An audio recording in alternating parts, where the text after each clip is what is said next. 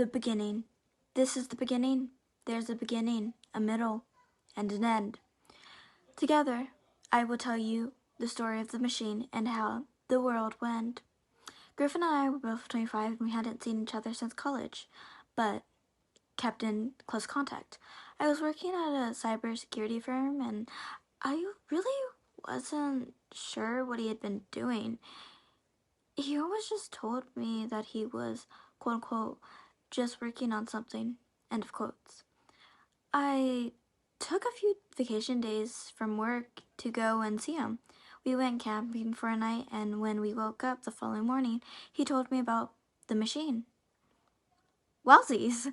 Sure is beautiful, I said, stepping out of my tent. Damn right it is, Griffin responded. He was a silhouette in front of the red light in dawn creeping over the mountain behind him. Come here, he said, fixing a pot of coffee. Yes, sir. It's serious. Come here.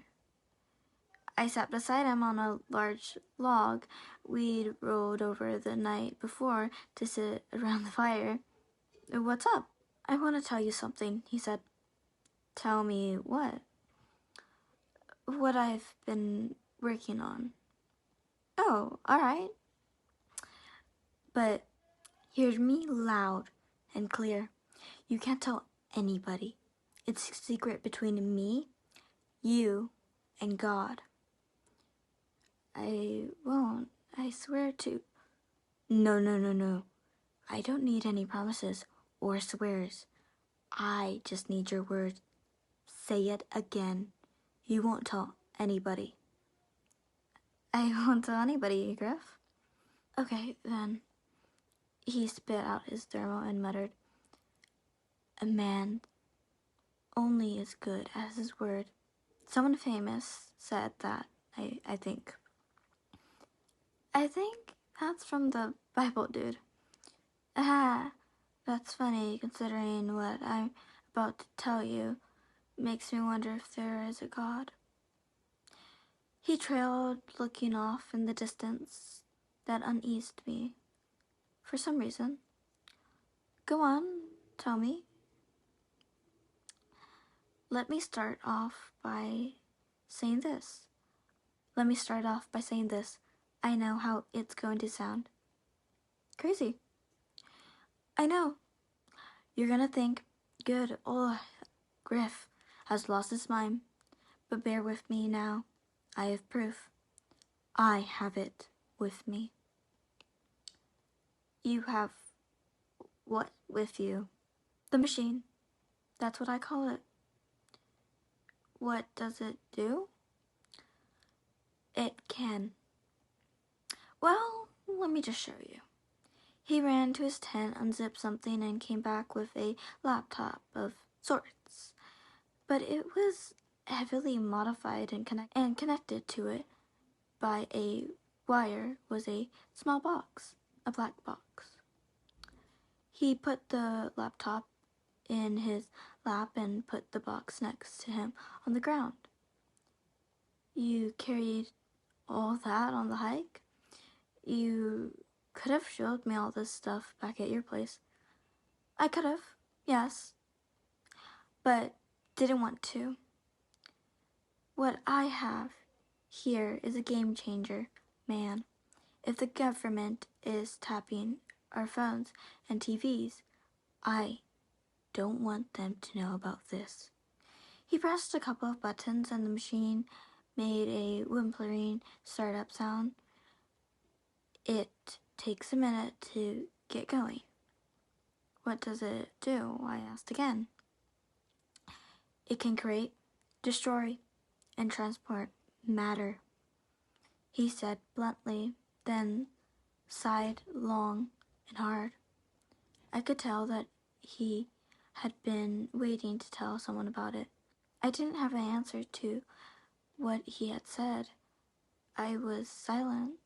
I didn't believe him, but at the same time, I believed he was about to show me something. Something I'd never forget. Dread began to boil up inside me. You don't believe me, he smiled. I wouldn't believe me either. But let me show you once this gets working. He patted his hand on the box like a man would pat his dog's head. You're really telling me that thing can just, what, create something out of nothing? He smiled, never thinned. Yes, and delete something into nothing. And it can move matter in a millisecond. No, even faster. So your box breaks every law of physicals. It's not my box, it's the machine. A couple of beeps came from the modified laptop. He typed a couple of things frantically, then looked at my eyes. His smile had been replaced with a stern, determined grimace. Hold out your hand, he said. I obeyed and let my hand out, palms towards the sky. Ready? He said. I nodded wordlessly, my tongue in my throat. He pressed a button and I felt a weight in my hand instantly. Faster, even. My jaw dropped slightly and all my connections, all my senses, and all my sanity was working overtime, trying to comprehend what had just happened. In my hand was a nice, shiny red apple. It came from nowhere. There was no sound, no wind, no whoosh or kaboom. It did not exist the second before, but there it was, sitting in my hand. Now, hold out your other hand, he said. I was not looking at him, but I knew he still had his serious face on. I complied and held out my other hand. Almost hysterically, my eyes were still transfixed on the apple. That is, until it wasn't there. It had moved to my other hand. If you could call it moving. It transported. It teleported. It shifted through time and space like it was no big deal. And then a couple seconds later, it vanished. Gone. He deleted it, never to be seen again. Frustrated, excited, terrified, those three emotions batted out of my head, and I took a deep drawl of air, realizing I had stopped breathing somewhere in those 20 seconds or so. How? That was all I could manage to say. Later, he told me. Later, I'll tell you how everything works. Quit your job. Work with me. I know, it's mind-boggling. Come work with me on it. It can be improved. There's so much to do. But I need a paycheck and... No, you don't. When I say this is a game changer, I meant it. What do you need money for? Food. We can create all that food you need. You need a new house? Or you want one? We can build this one with it.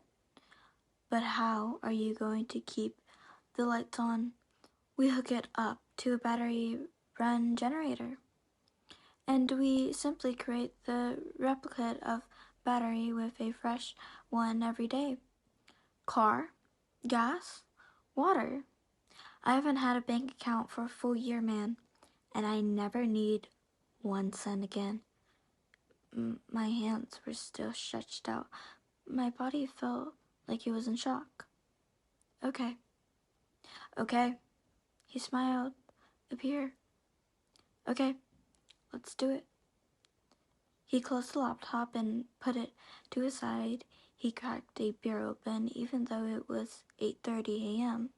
He looked to the sunset, and I turned and watched it too. The The possibilities are endless, he said. So, you've tested it a lot, I'm assuming? Yep, a whole lot.